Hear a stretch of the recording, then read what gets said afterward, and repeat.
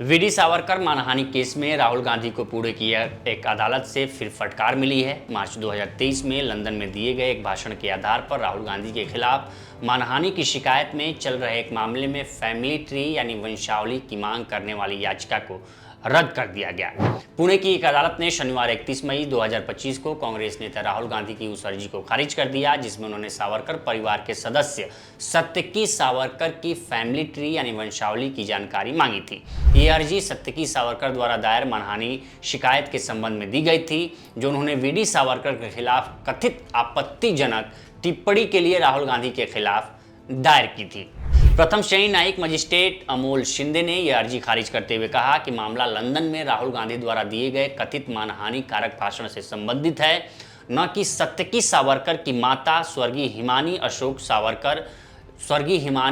सावरकर के परिवार वृक्ष से। हिमानी सावरकर महात्मा गांधी के हत्यारे नाथूराम गोडसे के छोटे भाई गोपाल विनायक गोडसे की बेटी थी।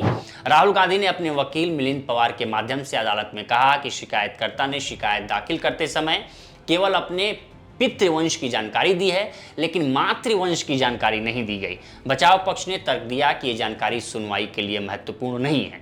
दरअसल आप किसी के खिलाफ मानहानि तब कर सकते हैं जब आपके परिवार के किसी सदस्य या आपकी उससे छवि खराब हो रही हो। तो जो सत्यकी सावरकर हैं वो वीडी सावरकर के परिवार से जुड़े हैं और इसलिए उन्होंने राहुल गांधी के खिलाफ मानहानि का केस दायर किया था। लेकिन राहुल गांधी के वकील ने कहा कि उन्होंने अपने पिता के वंशानुगत तो दे दिया, लेकिन माता का वंशानुगत नहीं दिया, क्योंकि उनकी माता गोडसे के परिवार से आती हैं।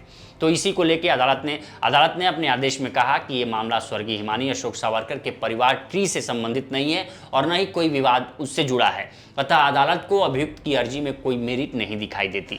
मामले को आगे की जांच के लिए भेजने की भी आवश्यकता नहीं है, ये कोर्ट ने कहा कि वीडी सावरकर के परिवार से मामला जुड़ा है, न कि हिमानी अशोक सावरकर के परिवार से जुड़ा है। इसलिए उनके परिवार की जरूरत नहीं है। सावरकर के परिवार से जो जुड़ा है, सावरकर के परिवार से सत्यकी हैं। इस बीच अदालत ने सत्यकी सावरकर की वो अर्जी भी खारिज कर दी जिसमें उन्होंने राहुल गांधी की जमानत रद्द करने की मांग की थी। अदालत ने कहा था कि याचिका में दिए गए कारण इतने गंभीर नहीं है कि इस पर कोई कठोर कार्रवाई की जाए। सत्यकी सावरकर ने आरोप लगाया था कि यह मामला 10 जनवरी 2025 से अभियुक्त की दोष स्वीकारोक्ति दर्ज करने के लिए सूचीबद्ध है, लेकिन वह किसी न किसी बहाने से टाल मटोल कर रहे हैं और सुनवाई में देरी कर रहे हैं। न्यायाधीश ने देखा कि राहुल गांधी को पहले से ही व्यक्तिगत उपस्थिति से स्थायी छूट के साथ जमानत दी गई है और ऐसा कोई सबूत नहीं है जिससे यह साबित हो कि वह जानबूझकर कार्रवाई में देरी कर रहे हैं। कोर्ट ने आदेश में कहा कि यह नहीं पाया गया है कि अभियुक्त जानबूझकर मामला लंबा खींच रहे हैं। अर्जी में दिए गए कारण इतने मजबूत नहीं हैं कि अभियुक्त के खिलाफ सख्त कार्रवाई की जाए, अतः अर्जी खारिज की जाती है। सत्यकी सावरकर ने मार्च 2023 में लंदन में दिए गए एक भाषण के आधार पर राहुल गांधी के खिलाफ मानहानि की शिकायत दर्ज की थी, जिसमें कथित रूप से कांग्रेस नेता ने कहा था कि वीडी सावरकर ने अपनी एक किताब में लिखा था कि उन्होंने और उनके कुछ दोस्तों ने एक मुस्लिम व्यक्ति की पिटाई की थी और सावरकर को इससे खुशी मिली थी। शिकायतकर्ता का दावा है कि सावरकर ने ऐसा कोई बयान नहीं दिया था और उन्होंने राहुल गांधी की टिप्पणी को काल्पनिक, झूठी और दुर्भावनापूर्ण बताया।